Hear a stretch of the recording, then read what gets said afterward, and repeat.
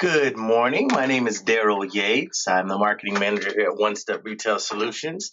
I wanted to thank everyone for their participation in our webinar. We're looking forward to educating you about security awareness with One Step.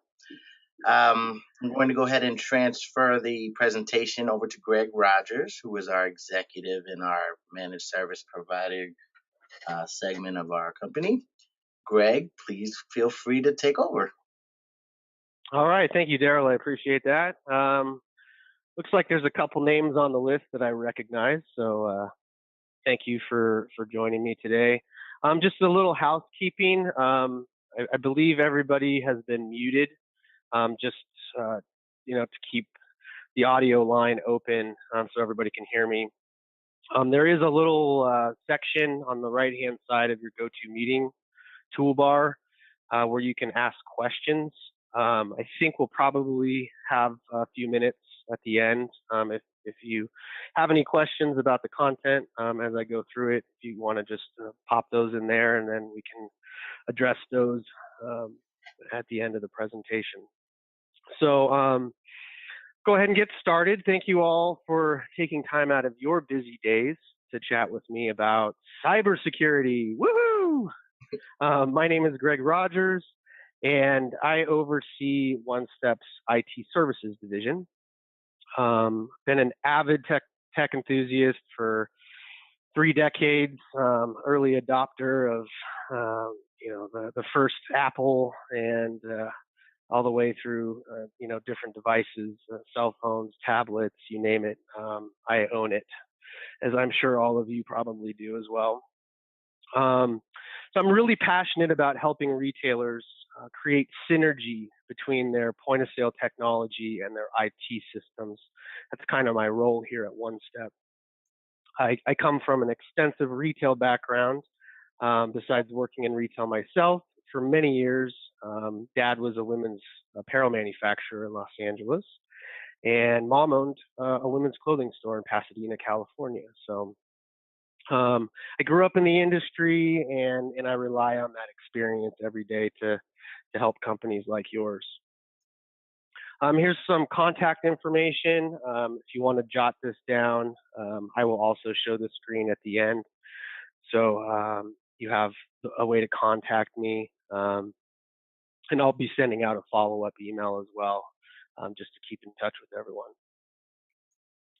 So I'd like to spend the next 30 minutes or so talking with you about security awareness, specifically some of the more common and destructive threats that your business is likely to face, like malware, phishing, and ransomware.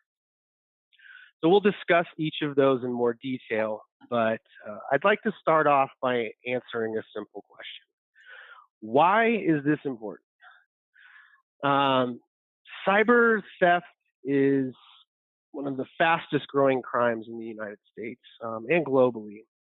Actually, the cost to the global economy just last year was over $450 billion. $450 billion. So attacks aren't only becoming more common, especially for enterprise and small businesses, but they're becoming increasingly sophisticated. And actually, the retail sector ranks as one of the top 10 fastest growing targets, small to medium-sized retailers in particular, because they're less likely to have adequate security protections. So they're highly vulnerable to attack. So this is just a small sampling of statistics I'm using to illustrate a point. I could have done 100 slides of statistics, but I know that that's not what you're here for. But the point is that cybersecurity is a huge issue, and it's only getting worse. And if you're not already taking the correct measures to protect your business, it's really time you start thinking about this seriously. There's a lot at stake here for retailers. Consumers are clearly demanding that their information, their credit card numbers, their passwords are protected, and they're going to let their wallets do the talking. So retailers that don't make cybersecurity a strategic priority are actually taking quite a big gamble. And quite frankly, most retailers that I've worked with, they're not doing enough to protect their businesses and their customer data from cyber attacks. And unfortunately, the effects of that inaction end up harming them in the long run. Just to put a point on that, a 2016 consumer loss study I was reading about yesterday by KPMG found that about 33% of consumers who had been impacted by their data, being stolen in a breach, would not return to shop at that retailer for at least a period of 3 months or more, which is pretty significant. That's 1/3 of all customers. And when asked why they wouldn't return, these consumers cited that actually a lack of a solid plan to protect their data was the top reason. So when you add up all the tangible and intangible costs of what an attack could mean for your business, which are on the screen right now, it's pretty clear that this is not something anyone should be ignoring. In fact, retailers should be making this a top priority. And I can tell you from experience that the cost of dealing with a breach is far greater than investing a few $100 a month to protect your business and your customers from an attack. So you really need to ask yourself that question: are you willing to take such a significant risk? I know we don't at One Step. We take security very seriously, and we encourage all of our customers that they do the same.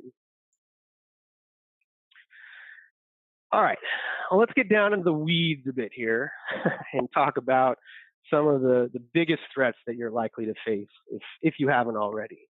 So the first is malware. Malware comes in many flavors and is really a general term used to describe any of the things that you see on my screen. It's the most common form of malicious software, and oddly enough, it's often the hardest to detect. I'm not going to go into each of these in too much detail because I could probably do a separate webinar on each one of them individually. But I do want to talk about how these little buggers end up on your computer.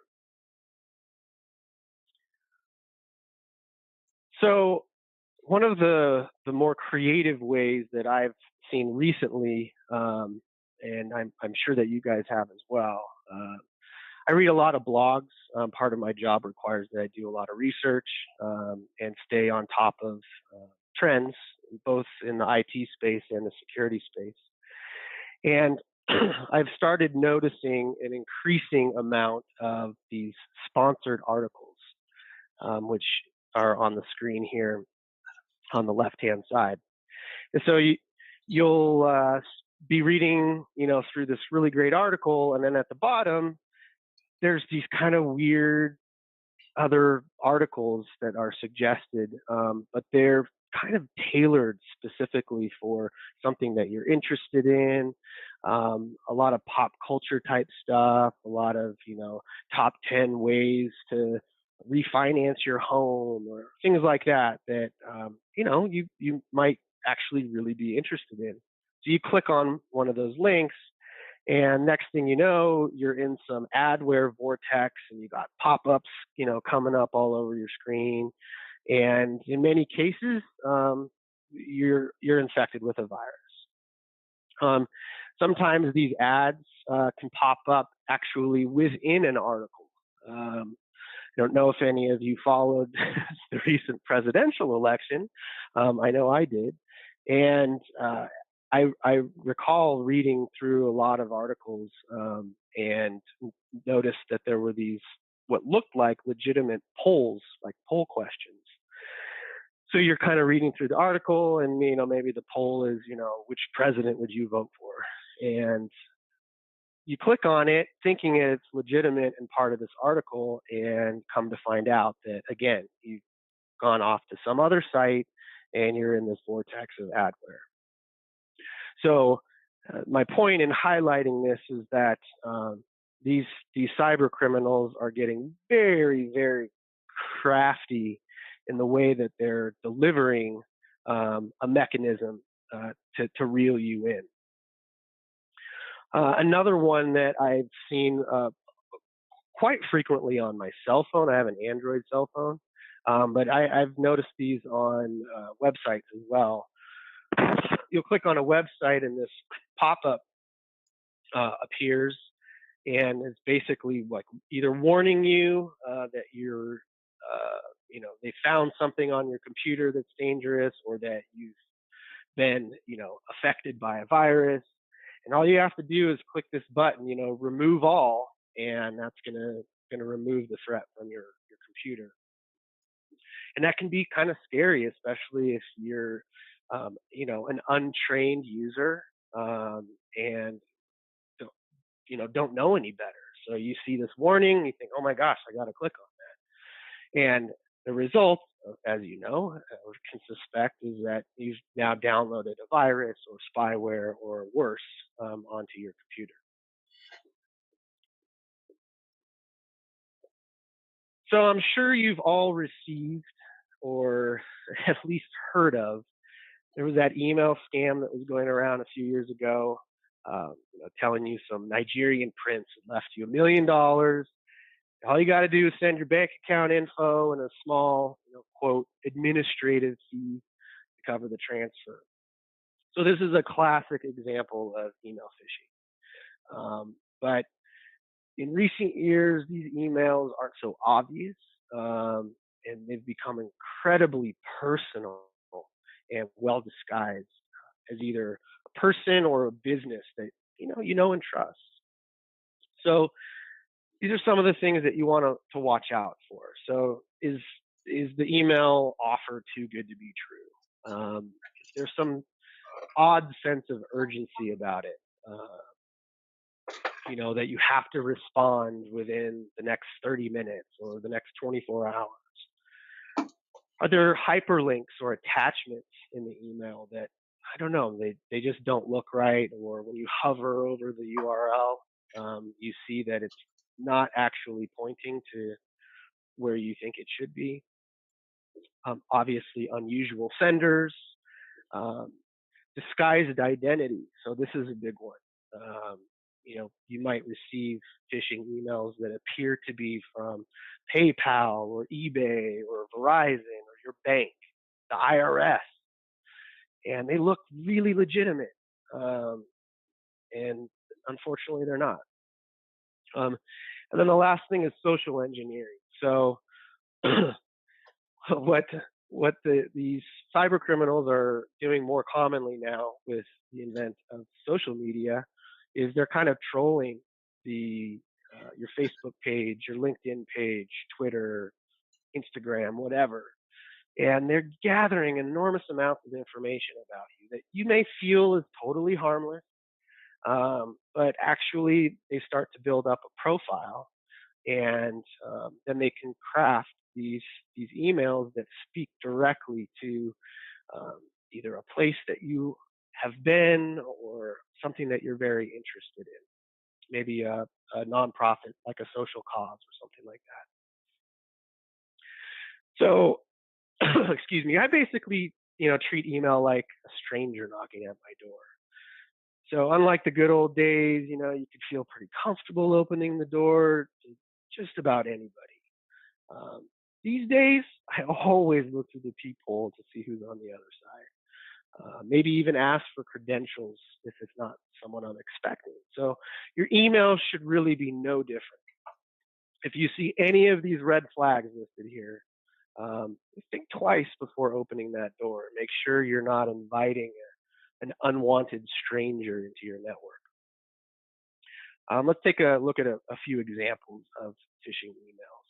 So again, I said before, disguised identities. So from PayPal, the IRS. So when we look at these emails, we notice, some pretty obvious signs based on what we just looked at. So the from address. So it says it's from PayPal, but when you look at the actual email address, it's not paypal.com. So that is an immediate flag. Weird subject lines or content that just seems suspicious. Things like your account has been limited, deactivated, you need to update your password. All of those are red flags. Bad grammar, oddly enough. I don't know if any of you have seen this, but I've seen it quite a bit on Craigslist, actually.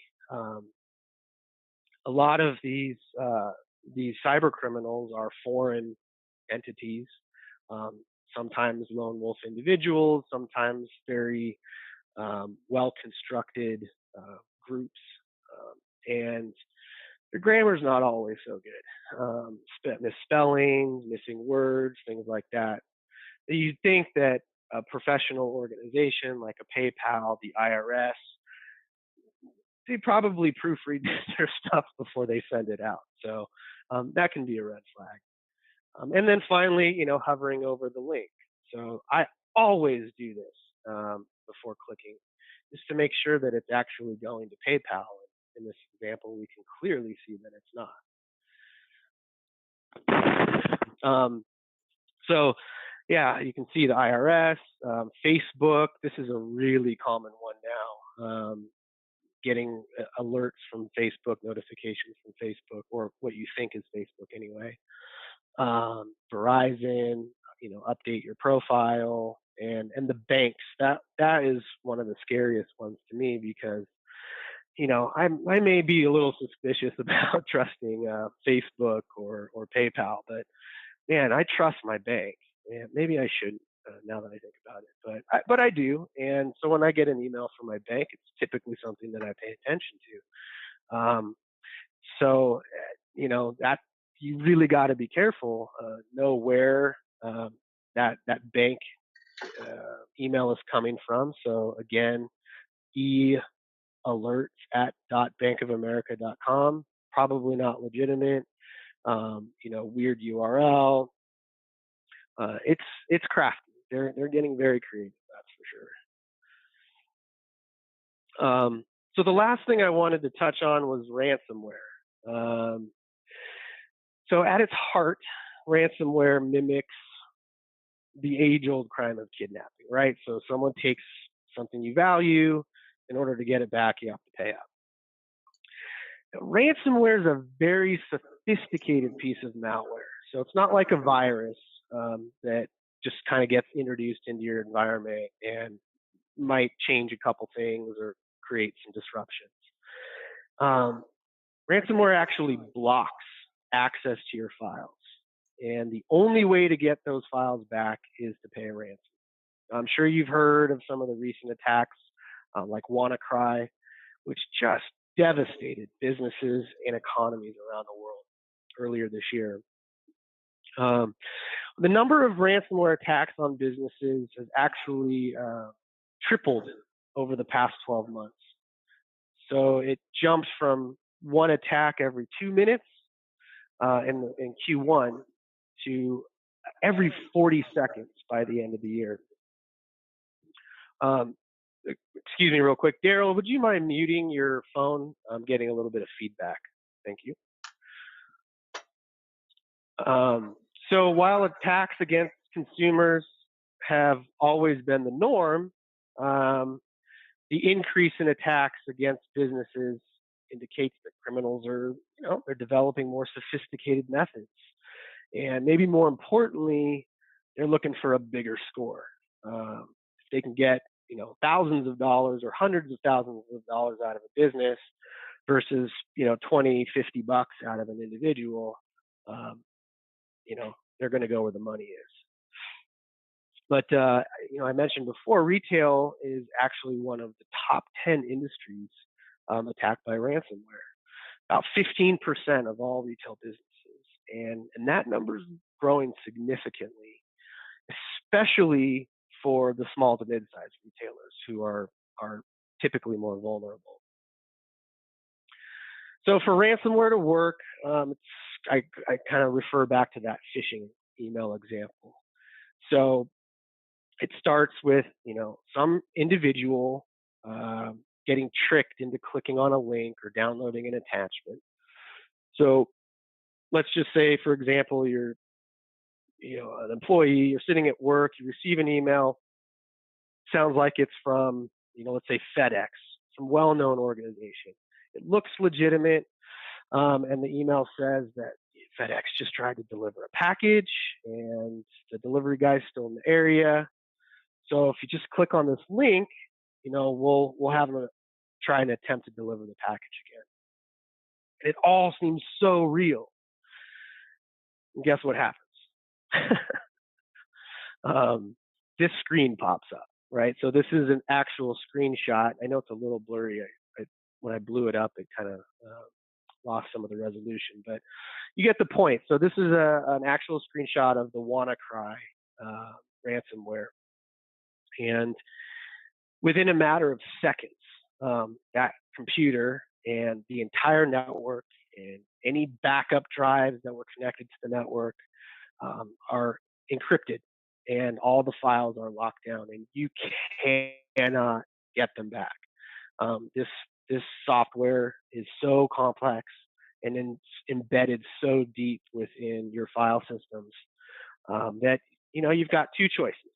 You either pay it, which any security expert will tell you not to do, because usually you don't actually get your files back, or you rebuild. And so hopefully you've got an offsite backup and a business continuity plan in place so that you can restore your files and your network in a reasonable amount of time. So we've talked a lot about malware, how things like fake alerts, ads, or articles, these are all common delivery methods. We looked at some examples of phishing emails and how amazingly legitimate they seem. And of course, the threat and impact of ransomware, and how just clicking on that unsuspecting FedEx link can shut your business down for days and cost you, thousands or tens of thousands of dollars to get your data back. But what's the one thing that all of these have in common? People, right? So 95% of all cyber attacks are the result of human error. So all the money and time you spend on getting the best antivirus software on the market doesn't mean jack if your employees are still clicking on links or downloading attachments from a criminal. I can't stress that enough. It all starts with the end user, with the employee. You cannot blame your server, you cannot blame the workstation, you cannot blame your antivirus software. Really, all fingers point to the individual. So, what do we do about that? Well, let's say your network is a castle, all right? So to protect it, you spend a ton of time and resources, building giant walls and moats, and you've got archers and, you name it, right? But can you really be sure when attackers show up in a Trojan horse that the folks you're trying to protect inside your castle aren't the ones opening the gates and wheeling the dang thing in? Cyber criminals know this. And that's why things like phishing emails and some of the other examples we've looked at are such popular and successful tools for them. They can reach users directly and unsuspectingly. It's so easy to trick them into releasing, dangerous viruses, ransomware, whatever on your network. So what can you do? Well, in the castle example, we can see that simply protecting your network with firewalls and antivirus they're just not enough. Those are absolutely necessary, don't get me wrong, but they have to be included as part of a larger, more strategic security plan. So when I work with customers, these are the 5 kind of categories or best practices that I recommend. So we already talked about protect. That one's pretty straightforward. The next one is prevent. So prevention really starts with the end user. That's, the kind of the catalyst for all this. So we want to train them on what to look out for and what to avoid. And having a strict security policy that's regularly updated and enforced, that really helps your employees know what the expectations are and what the conduct is, right? Monitoring things like antivirus, firewall settings, patch and security updates, network vulnerability. These are all so critical and should really be done 24/7, 365 by a professional who not only understands your infrastructure, but how changes might affect your point of sale and retail technology. Because, as retailers, those two things are so tightly connected to one another. So once a threat has been detected, do you have the resources, the knowledge, the bandwidth available to properly remove it? As I said before, these malicious programs have become so complex, and they're increasingly difficult to remove, and they can spread quickly throughout an entire organization within a matter of seconds. And finally, excuse me, how prepared are you to recover from a major attack? What's the contingency for restoring your network, your hard drives, your data? Do you have adequate offsite backups and a business continuity plan in place? And even as far as how are you going to notify your customers? How are you going to regain their trust? And we think back to that slide earlier about the impact on retailers. It's not just financial. It's not just downtime. You've got a brand to protect, and that brand is kind of the lifeblood of your business. And something as silly as being attacked by a virus or ransomware that could have easily been prevented, it's just not worth it. So I want to focus on two things that I feel are kind of most important for today's conversation. One is the human element, and the other is the tools, the protect and prevent best practices. So earlier I pointed out that 95% of all cyber attacks are the result of human error, right? So logic would suggest that that's where retailers should be spending most of their energy in trying to prevent an attack. Unfortunately, this is given the least amount of attention. And, we all remember the story about the castle and the Trojan horse. So when I'm working with a customer, I suggest they start out by building what I call a human firewall and making that kind of the cornerstone of their security strategy. So what do I mean by that? Well, employees should receive thorough training about phishing and other security risks, so they know how to detect these attempts and become more skeptical about suspicious content. Your employees, I cannot stress this enough, they are your best initial line of defense against an attack. So at One Step, we have trained all of our employees using this fantastic program. Each of us spent about 45 minutes going through an automated training program. And then the next thing on this list is testing, right? So we actually get tested about every week, every 2 weeks. And these fake phishing emails get sent to us. And, if you had paid attention during your training, then you know what to look out for. So you report that email to the IT manager, and you get a little gold star next to your name. If you don't do that and click on a link or forward it to a friend, the IT manager gets notified of that, and corrective action is taken. So some more training needs to be done, obviously. Employees need to use passwords, complex passwords that that really match the sensitivity and the risk associated with your company and your customers' data, because that is just so precious. The passwords need to be changed regularly and really should be managed by a professional or some tool that that kind of enforces that policy.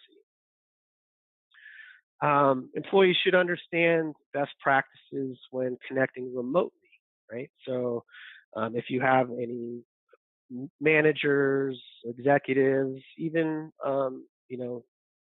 sales associates that might need to connect to your systems remotely through a VPN or a remote desktop.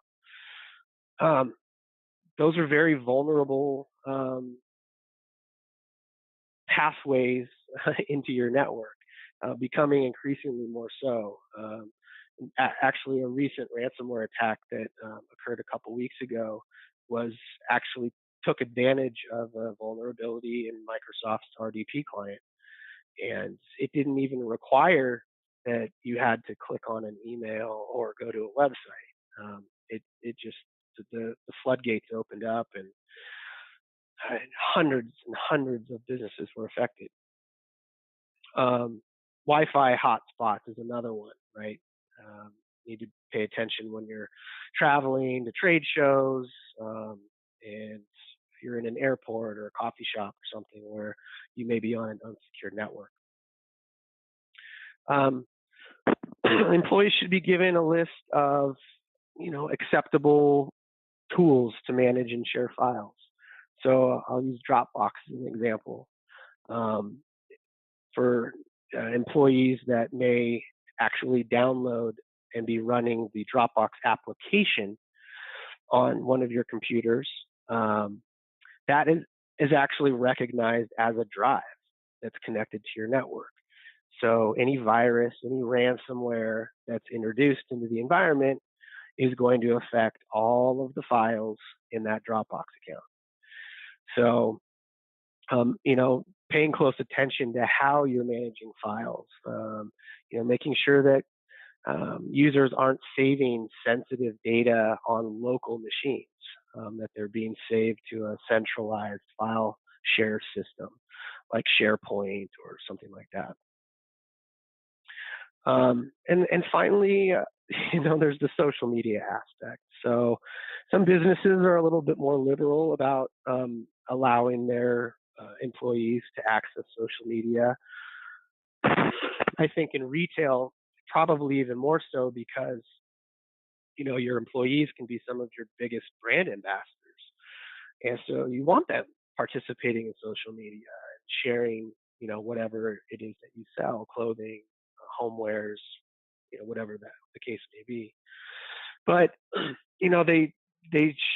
whatever however liberal you are about that, employees really should be reminded constantly, and you should have a policy in place about the dangers of oversharing content on social media.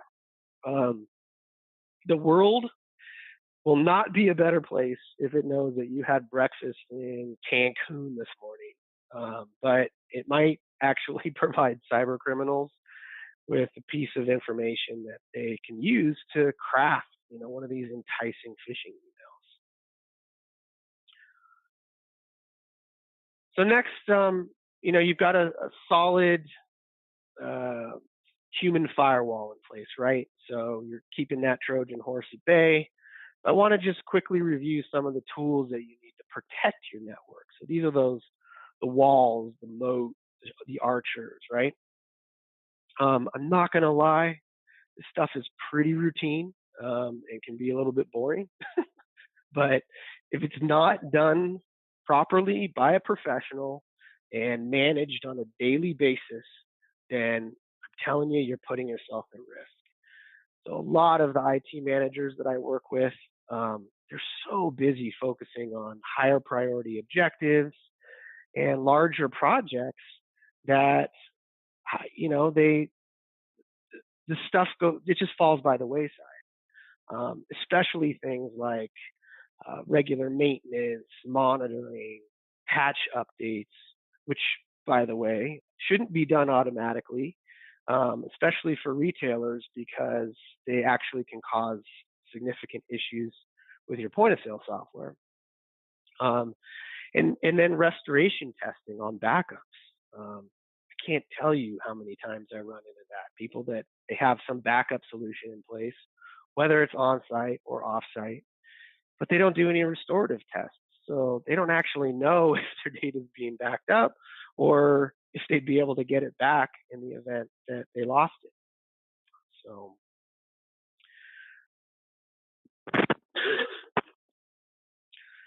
OneStep has delivered and supported complex retail systems and related IT services to over 3,000 customers, believe it or not, since 1985. We've been around a long time.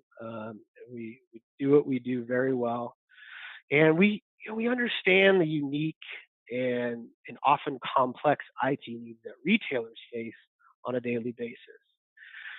So we really focus on creating that synergy. Remember, I told you that's kind of what my role is. Creating that synergy between your point of sale systems, your line of business applications like accounting and e-commerce, and then the overall IT infrastructure. How do all of these pieces fit together? Because believe it or not, they do. And one can have a significant effect on the other. So, we provide retailers with all the protection and prevention tools that we talked about today. In addition to, it's a process-driven IT management approach. It's very different than anything you've probably run into, break-fix companies, other MSP providers. So our approach includes senior-level strategic planning, aligning your business with best practices, and then the IT support component. So, if you guys have any questions or would like to learn more about, what we do and how we might be able to help keep your business and your data safe from cyber criminals, they're out there. Go ahead and shoot me an email, call me at the number on your screen. I'm always available to you, and look forward to chatting with you more, hopefully. So thank you so much for sharing your time with me. I think we may be able to answer a couple questions. Let's see, do we have any, Daryl? I don't see any questions. Okay. Currently, but if you no problem. I know this was this was a lot of information to digest. I hope you found it informative. That was really the purpose. And again, my contact info is here, and I will be sending up a follow-up email to everyone. So I'll look forward to hopefully chatting with some of you over the next couple of weeks, and enjoy the rest of your week, and go Dodgers. Thanks, Daryl. No problem. Thank you, everyone, for attending the webinar. If you need a recording of the webinar, please feel free to email Greg or myself. Thank you so much for attending. Have a great day.